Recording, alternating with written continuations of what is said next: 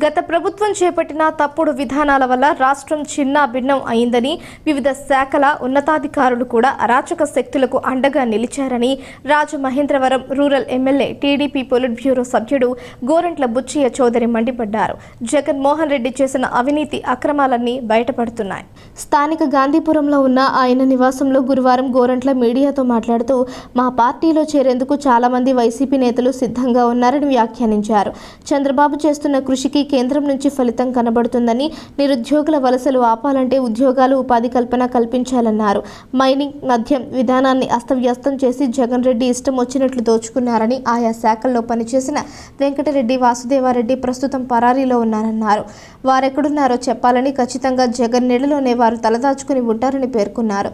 ఇసుక పాలసీలో నూతన విధానాలు రూపొందిస్తున్నామని, అందువల్ల ఇసుక సరఫరాలో జాప్యం జరుగుతుందన్నారు. మద్యపాన నిషేధం సాధ్యం కాదని, సాధ్యమైనంత వరకు నియంత్రించడంతో పాటు నాణ్యమైన మద్యాన్ని సరఫరా చేయడానికి చంద్రబాబు ప్రయత్నిస్తున్నారన్నారు. టిట్కో గృహాల వ్యవహారంపై లబ్ధిదారులు ఆందోళన చెందవద్దని, సమగ్ర విచారణ జరిపిన తరువాత కేటాయిస్తామన్నారు.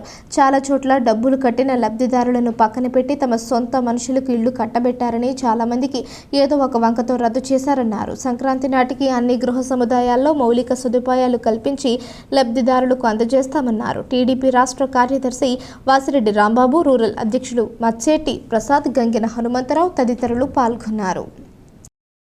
ఇవాళ పోలవరం ప్రాజెక్టు విషయంలో 3 సార్లు 4 సార్లు ఢిల్లీ వెళ్ళి ముఖ్యమంత్రిగా చంద్రబాబు నాయుడు గారు ఢిల్లీ పెద్దలను కలిసిన పర్యవసానంగా పోలవరానికి ఇవాళ 12,000 కోట్ల పైచీలకు రిలీజ్ అయినాయి.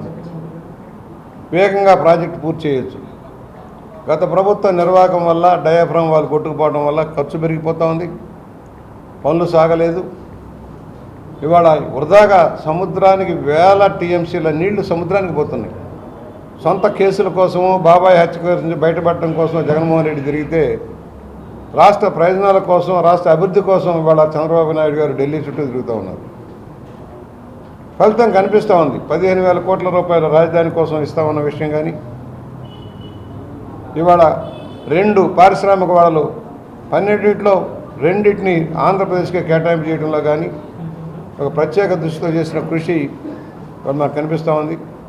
నిరుద్యోగ యువతకి రక్షణగా ఉపాధి మెరుగుపరచడం కోసం ఈ పారిశ్రామిక వాడలు దోహదపడతాయి. అలాగే స్కిల్ డెవలప్మెంట్ చదువుకొని ఖాళీగా ఉన్న యువత కోసం సర్వే చేసి వాళ్ళందరికీ ట్రైనింగ్ ఇచ్చి ఉపాధి కల్పించే లక్ష్యంలో ఒక భారీ కార్యక్రమాన్ని చేపట్టారు. ఇసుక సమస్య తీవ్రంగా ఉంది. వరదల వల్ల ఇసుక తీయలేని పరిస్థితి ఉంది. త్వరగా ఒక నిర్ణయం చేసి, గతంలో ఉచిత ఇసుక అప్పుడు ఏ పాలసీలో అయితే వచ్చారో ఆ పాలసీకి వెళ్తేనే కానీ ధర తగ్గదనే భావనలో ప్రభుత్వం కూడా వచ్చింది. ఇవాళ ఎంఎన్ఆర్జీఎస్లో కన్వర్జెన్సీ పనులకు అనుమతి ఇస్తూ ఉన్నారు, వర్కౌట్ చేస్తూ ఉన్నాం, గ్రామాలను మళ్ళా లైన్లో పెడతా ఉన్నాం. ఇవాళ ఉద్యోగుల ట్రాన్స్ఫర్స్ జరుగుతున్నాయి. మొత్తం రాష్ట్ర వ్యాప్తంగా ఒక వారం రోజుల పాటు దాదాపు పనులు స్తంభిస్తాయి. ఎందుకంటే ఏ అధికారి ఎక్కడికి వెళ్తారో, ఎవరు వస్తారో తెలియదు.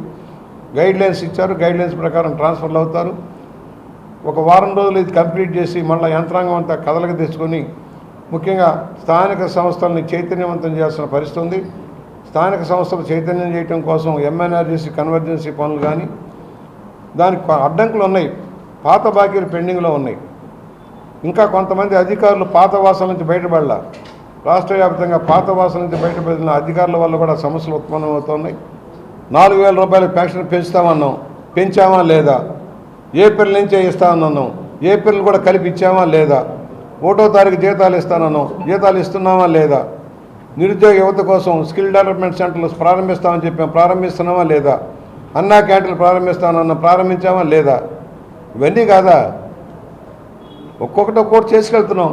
మీరు రాష్ట్రాన్ని సర్వనాశనం చేసిన నాయకులారా, మీకు అర్హత లేదు మాట్లాడేదానికి.